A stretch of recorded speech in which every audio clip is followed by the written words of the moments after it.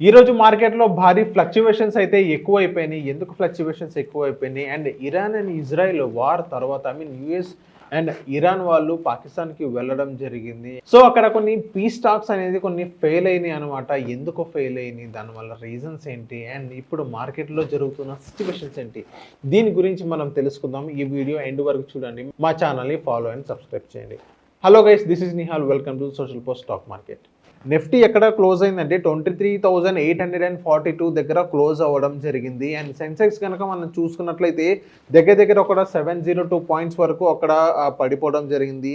ఈరోజు సెన్సెక్స్ కనుక మనం చూసుకున్నట్లయితే దగ్గర 76,847 దగ్గర సెటిల్ అయిందని చెప్పుకోవచ్చు. సో దగ్గర మనకి నిఫ్టీలో మనం చూసుకున్నట్లయితే 208 పాయింట్స్ వరకు మనకు లాస్ అవ్వడం జరిగింది. అండ్ నెక్స్ట్ మన సెన్సెక్స్లో కనుక మనం చూసుకున్నట్లయితే 702 పాయింట్స్ వరకు మనకి ఇక్కడ లాస్ అవ్వడం జరిగింది. దీనివల్ల మెయిన్ రీజన్స్ ఏమై ఉండిద్ది అని పెద్ద క్వశ్చన్ మార్క్ అనేది మరి రావడం జరుగుతుంది. రీజన్ ఏమై ఉండిద్దంటే పీస్ టాక్స్ అనేది జరగడం జరిగింది పాకిస్తాన్లో. అటు నుంచి మన యూఎస్ నుంచి వాళ్ళ అథారిటీస్ రావడం జరిగింది. అండ్ ఇరాన్ నుంచి కూడా వాళ్ళ అథారిటీస్ రావడం జరిగింది. పాకిస్తాన్ అనేది మధ్యవర్తం ప్రవర్తించిందన్నమాట. సో వీళ్ళిద్దరం కొన్ని పీస్ టాక్స్ గురించి కొన్ని డిస్కషన్స్ అంటూ అయినాయి. ఎండ్ ఆఫ్ ది డే అన్నాక అక్కడ యురేనియం సంబంధించింది కొన్ని ఆంక్షలు కానీ ఇవన్నీ వాళ్ళు పీస్ టాక్స్ వల్ల కొంచెం అక్కడ డిఫర్ అయ్యారు. సో ఎటువంటి అగ్రిమెంట్స్ అనేది అక్కడ ఏం జరగలేదు. దాని తర్వాత స్ట్రైట్ ఆఫ్ హార్మోస్ నుంచి ట్రంప్ ఏదైతే సంచలన ప్రకటనలు కొన్ని చేయడం జరిగింది. దానివల్ల క్రూడ్ ఆయిల్ ప్రైజెస్ కూడా కొంచెం పెరగడం జరిగింది. దగ్గర ఒక $102 వరకు ఉంది బ్యారెల్. ఇండియా అనేది మొత్తం ఇంపోర్ట్ ఒక 70 to 80% వరకు మనం ఇంపోర్ట్ చేసుకుంటాం కాబట్టి సో మనకి అదొక బ్యాడ్ న్యూస్ అనమాట.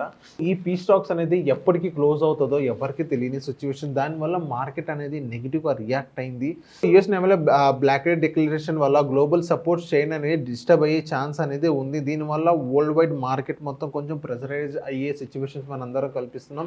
ఓవరాల్గా ఈరోజు మార్కెట్ కనుక మనం చూసినట్లయితే మొత్తం మనకి నెగిటివ్గానే కనిపించింది. ఎందుకంటే last 2 days Saturday and Sunday ఎలాంటి సిచ్యువేషన్స్ జరిగిందో మనం అందరం చూసాం. దానివల్ల మార్కెట్ అనేది ఈ రోజు కొంచెం నెగిటివ్గా సిచ్యువేషన్ మన అందరం అయింది. రేపు మార్కెట్ ఎలా ఉండబోతుందో ఎవరికి తెలియని సిచ్యువేషన్స్. అండ్ ఈ రోజు మనం గోల్డ్ ప్రైస్ కనుక మనం చూసుకున్నట్లయితే ఈ రోజు హైదరాబాద్లో ఒక 10 grams గోల్డ్ అనేది 24 క్యారెట్ మనం చూసుకున్నట్లయితే 1,51,970 దగ్గర ఉంది ఈ రోజు ప్రైస్ వచ్చేసి. అండ్ నెక్స్ట్ ఈ రోజు ఇదే గోల్డ్ 22 క్యారెట్ కనుక మనం చూసుకున్నట్లయితే 1,39,306 వరకు మనకి ఈ రోజు మనకి లభిస్తుంది అనమాట. అండ్ సిల్వర్ 1 kg ప్రైస్ కనుక మనం చూసుకున్నట్లయితే 2,65,000 దగ్గర మనకి ఈ రోజు సిల్వర్ ప్రైస్ అనేది మనకు కనిపిస్తుంది. ఆయిల్ ప్రైసెస్ కనుక మనం చూసుకున్నట్లయితే 1 barrel కాస్ట్ వచ్చేసి దగ్గర $102 వరకు మనకి ఇక్కడ రావడం జరిగింది. మార్కెట్లో మొత్తం గ్లోబల్ అన్సర్టనిటీస్ వల్ల కొంచెం ఇంపాక్ట్ అయితే గట్టిగా కనిపిస్తుంది. ఈ రోజు మార్కెట్ అనేది హ్యూజ్ మంచిగా ఒక నెగిటివ్ సైన్ గానే మనందరికీ కనిపించింది. 702 పాయింట్స్ వరకు పడిపోవడం ఇట్స్ నాట్ ఏ జోక్.